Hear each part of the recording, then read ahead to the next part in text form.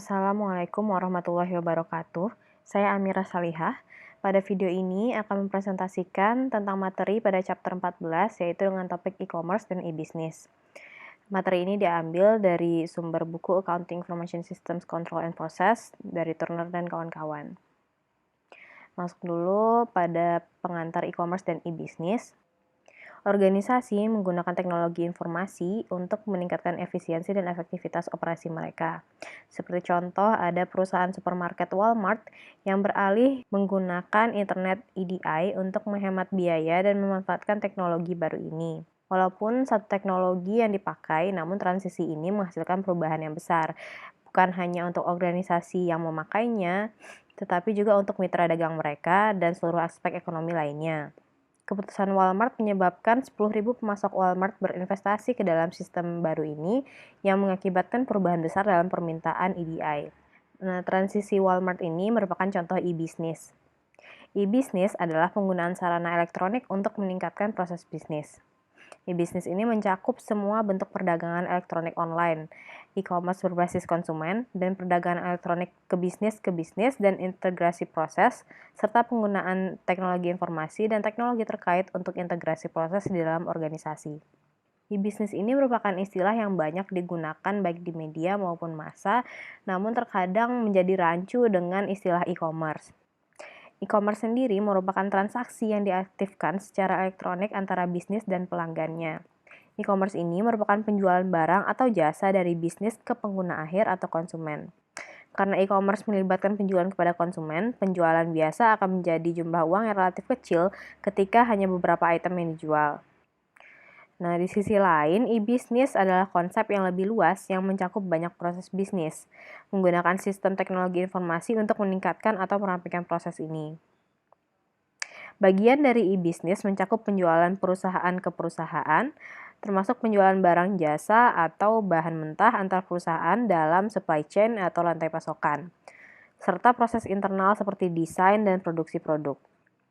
Contoh dari penjualan rantai pasokan ini adalah produsen yang membeli bahan mentah dari vendornya menggunakan internet sebagai jaringan elektronik. Penjualan e-business ini cenderung lebih besar dalam nilai uangnya dan setiap pesanan cenderung mencakup banyak item. Nah, maka dari itu sudah terlihat bagaimana istilah e-commerce dan e-business ini sebenarnya memiliki makna yang berbeda. Lalu masuk kepada sejarah internet terlebih dahulu. Internet ini pertama kali muncul pada tahun 1965, di mana saat itu dicoba untuk menghubungkan komputer pada jarak jauh dengan berbeda kota menggunakan saluran telepon dial-up. Lalu pada tahun 1969, komputer besar di 4 universitas terhubung melalui saluran telepon sewaan. Nah, lalu saluran ini berkembang menjadi jaringan yang disebut ARPANET. Terdapat dua istilah yang terkait dengan ARPANET ini. Yang pertama ada packet switching, yaitu untuk mengirimkan data melalui jaringan komputer. Lalu yang kedua ada yang namanya router, merupakan perangkat keras elektronik yang terletak di pintu gerbang antara dua atau lebih jaringan. Router ini meneruskan paket data sepanjang rute terbaik sehingga data mencapai tujuannya. Lalu masuk pada tahun 1972 mulai diadopsi email. Adopsi email ini didukung oleh suatu perusahaan yang namanya BBN Technologies, di mana BBN Technologies ini mengembangkan ide menggunakan simbol @ untuk memisahkan nama pengguna dari alamatnya. Lalu dia mengembangkan protokol komunikasi untuk ARPANET. Lalu pada tahun 1970-an juga membantu mengembangkan protokol TCP/IP. Karena ada beberapa merek dari jenis komputer yang berbeda dalam jaringan ARPANET ini, protokol komunikasi umum diperlukan untuk memungkinkan berbagai jenis komputer berkomunikasi. Nah, protokol ini adalah format komunikasi data standar yang memungkinkan komputer untuk bertukar data. Lalu masuk pada tahun 1986, National Science Foundation atau NSF mulai mengembangkan satu set backbone server, gateway, dan jaringan yang akhirnya menjadi internet, yang akhirnya kita tahu disebut dengan World Wide Web. Lalu pada 1992, perusahaan komersial mulai menawarkan akses internet kepada pelanggannya. Lalu pada 1993, browser antarmuka pengguna grafis pertama dikembangkan. Lalu masuk pada 1995, NSF ini mulai melepaskan kendali internetnya yang sejak saat itu, semua lalu lintas internet telah dialihkan melalui jaringan komersial. Selanjutnya akan membahas struktur fisik dan standar internet. Pada gambar di slide ini menunjukkan jenis organisasi yang membentuk jaringan interkoneksi internet. Internet mencakup penyedia backbone, titik akses jaringan, penyedia layanan internet regional atau Internet Service Provider atau ISP, ISP lokal, dan pelanggan internet. Internet merupakan pengaturan hierarkis, yaitu ada beberapa penyedia backbone besar, lebih banyak ISP regional dan lokal, serta jutaan pelanggan internet. Pelanggan internet ini merupakan pengguna individu internet. Lalu ada istilah backbone provider, merupakan organisasi yang memasok akses ke jalur transmisi berkecepatan tinggi yang membentuk jalur jaringan utama internet.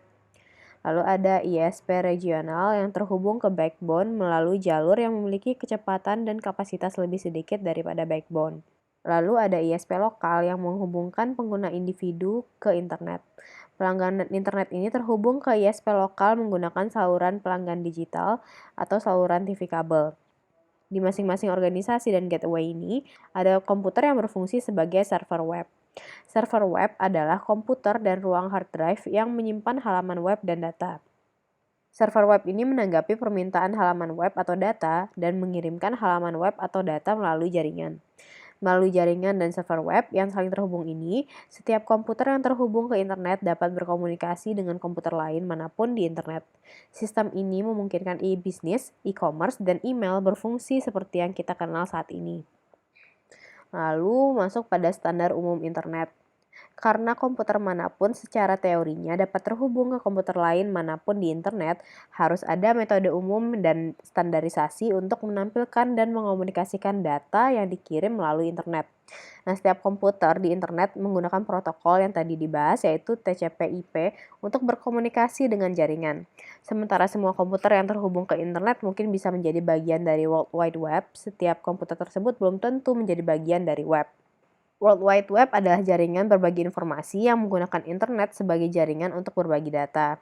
Sedangkan halaman web yang merupakan bagian dari World Wide Web tersedia bagi siapa saja yang menggunakan browser web.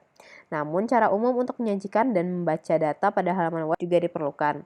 Bahasa yang ditemukan untuk menyajikan data di situs web adalah HTML atau bahasa markup hypertext. Hampir semua situs web menggunakan HTML ini untuk memformat kata, data, dan gambar yang Anda dilihat di halaman web.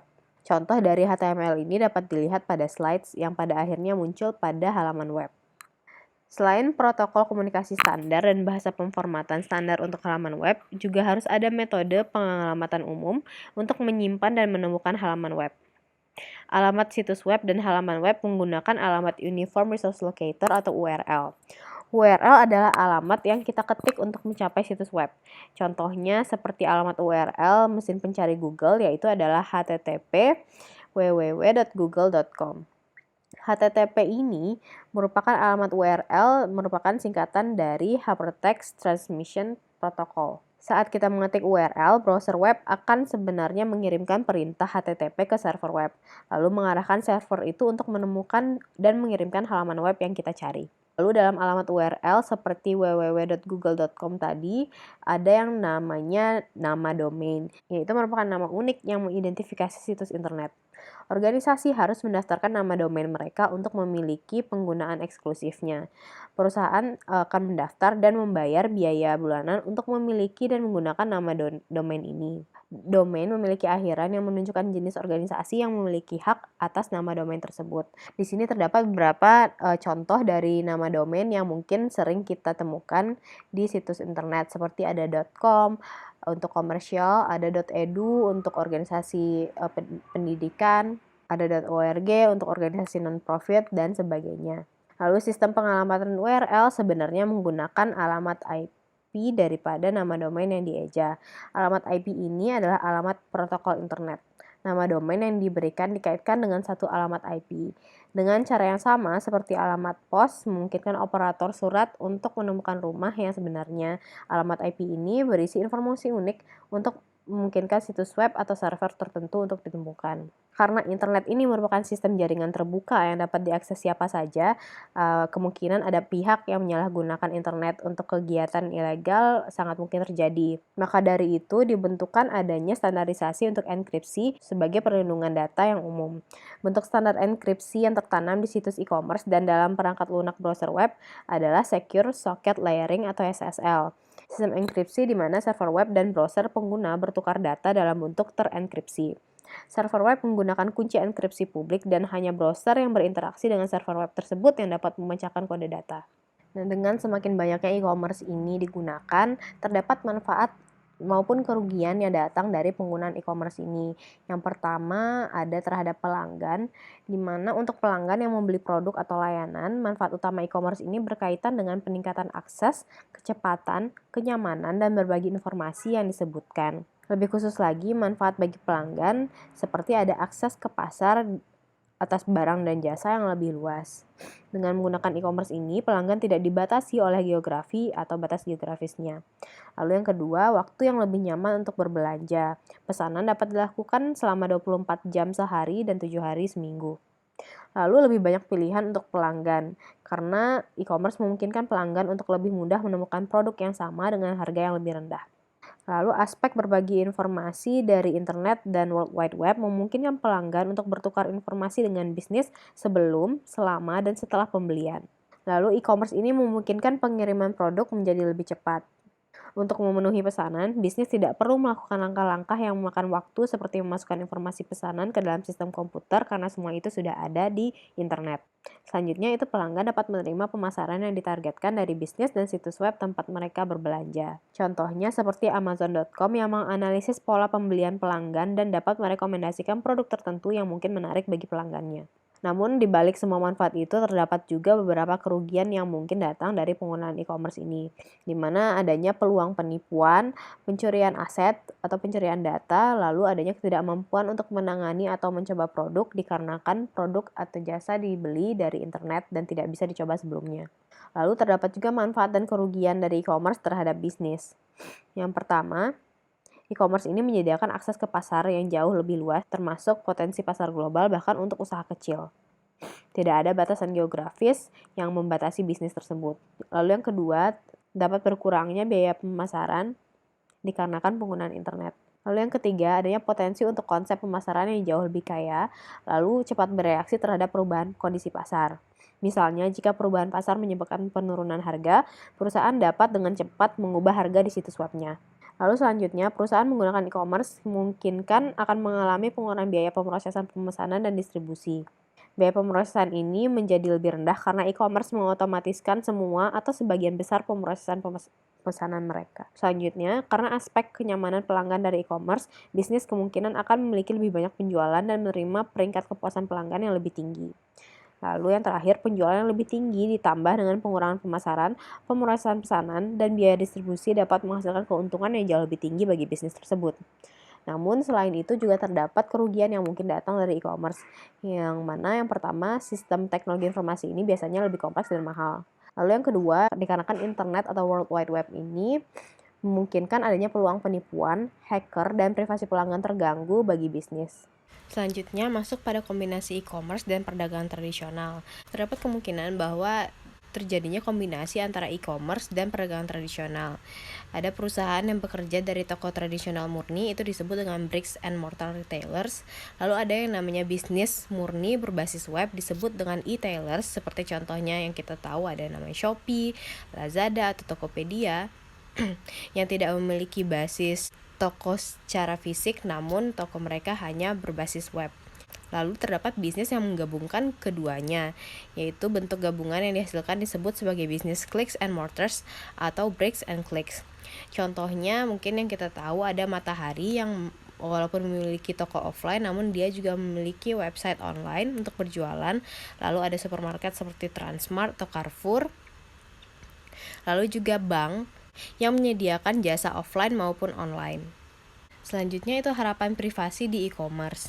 Dalam menjalankan bisnis dengan pelanggan, organisasi mungkin memiliki alasan yang sah untuk mengumpulkan dan menyimpan data pelanggan.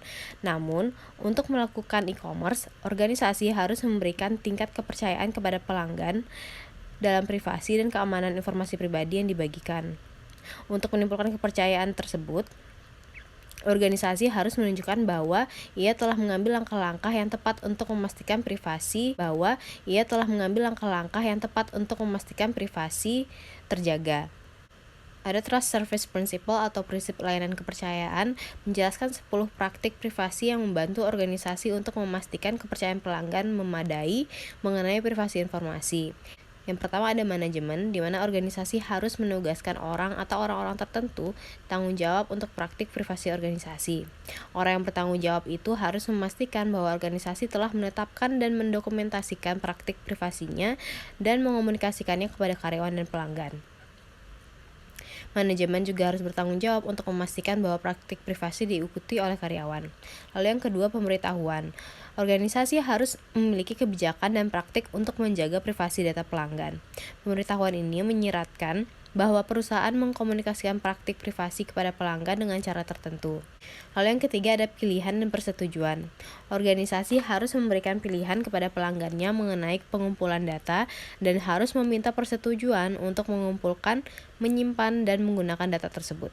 Lalu yang keempat, pengumpulan data, di mana organisasi harus mengumpulkan hanya data yang diperlukan untuk tujuan melakukan transaksi.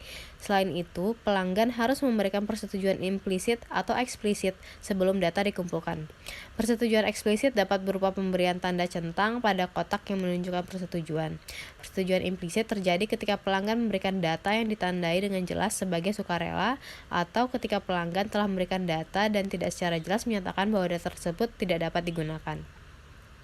Lalu yang kelima, penggunaan dan retensi, di mana organisasi menggunakan data pribadi pelanggan hanya dengan cara yang dijelaskan dalam pemberitahuan di poin sebelumnya. Lalu yang keenam, akses. Setiap pelanggan harus memiliki akses ke data yang diberikan sehingga pelanggan dapat melihat, mengubah, menghapus, atau memblokir penggunaan data lebih lanjut. Lalu selanjutnya, transfer dan pengungkapan selanjutnya, atau pengungkapan kepada pihak ketiga. Dalam beberapa kasus, organisasi e-commerce meneruskan informasi pelanggan ke pihak ketiga. Sebelum penerusan data ini terjadi, organisasi harus menerima persetujuan eksplisit atau implisit dari pelanggannya. Lalu yang kedelapan, keamanan untuk privasi. Organisasi memiliki perlindungan yang diperlukan untuk mencoba memastikan bahwa data pelanggan tidak hilang, dihancurkan, diubah, atau tunduk pada akses yang tidak sah. Lalu yang kesembilan, kualitas. Organisasi harus melembagakan prosedur untuk memastikan bahwa semua data pelanggan yang dikumpulkan tetap berkualitas.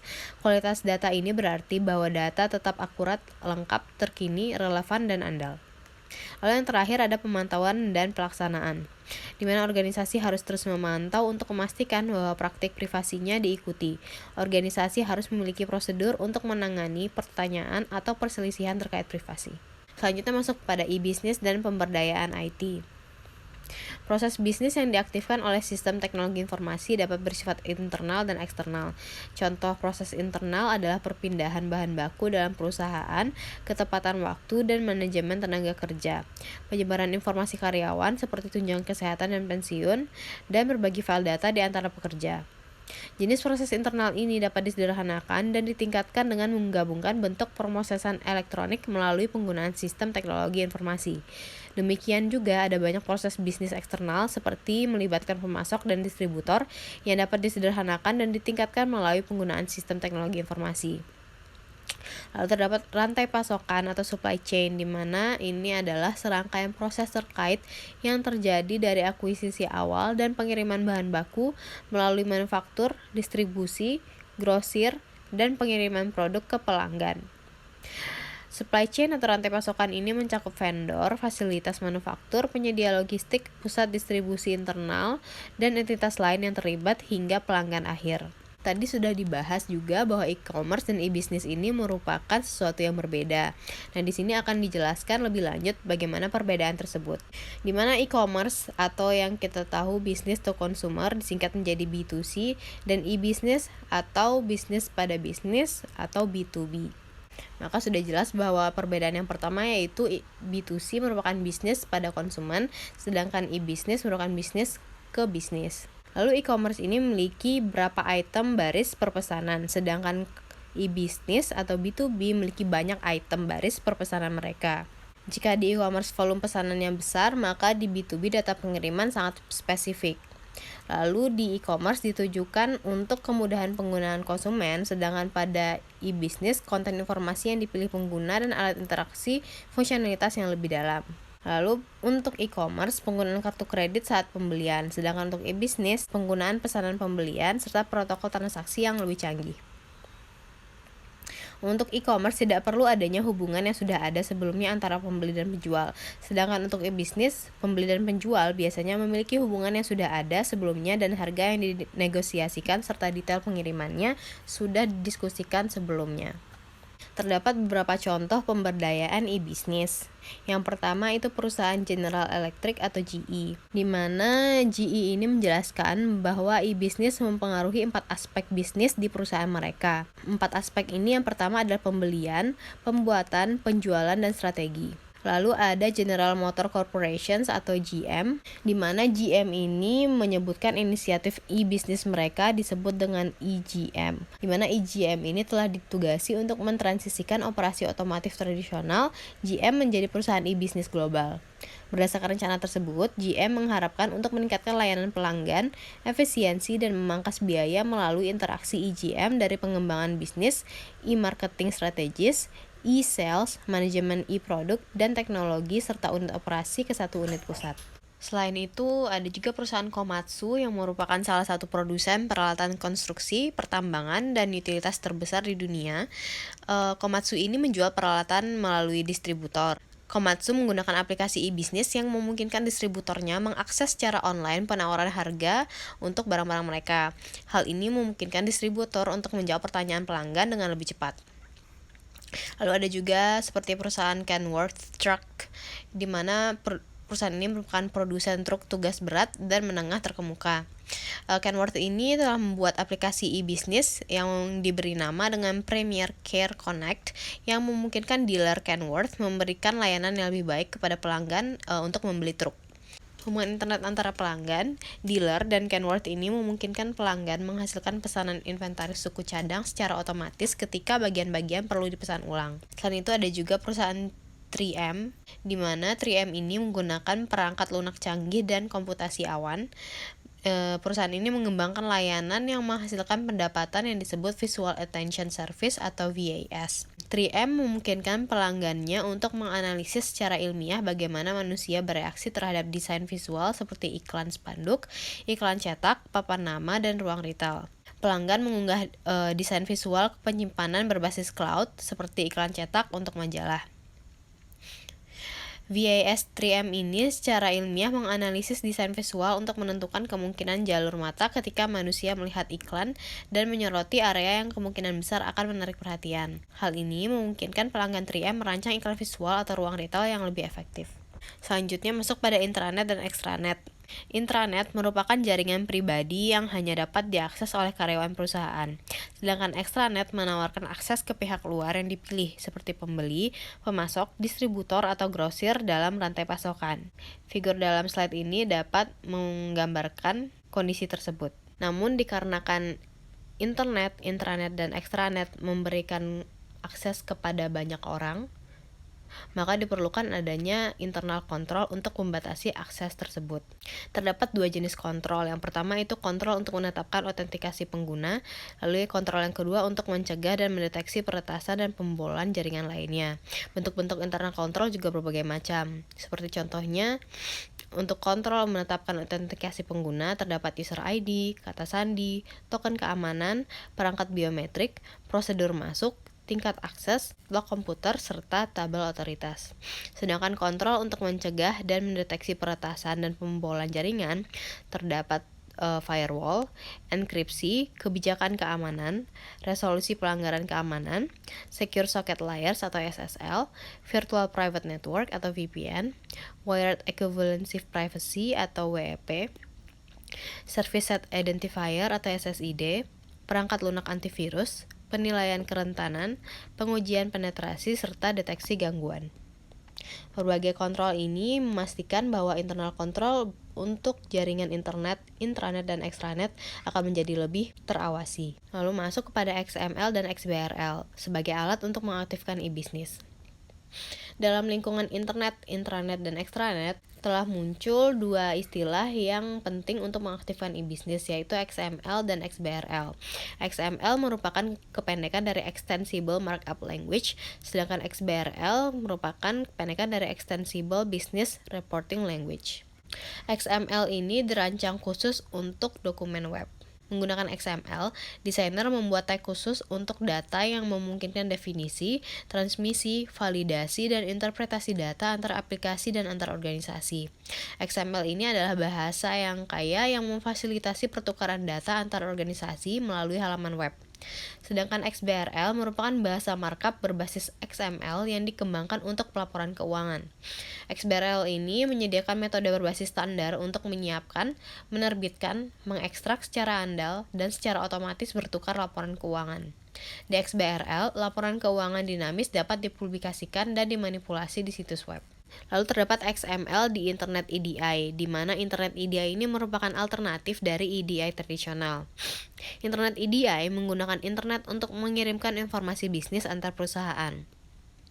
Di sini XML memungkinkan pertukaran data melalui internet dalam format yang berbagai macam.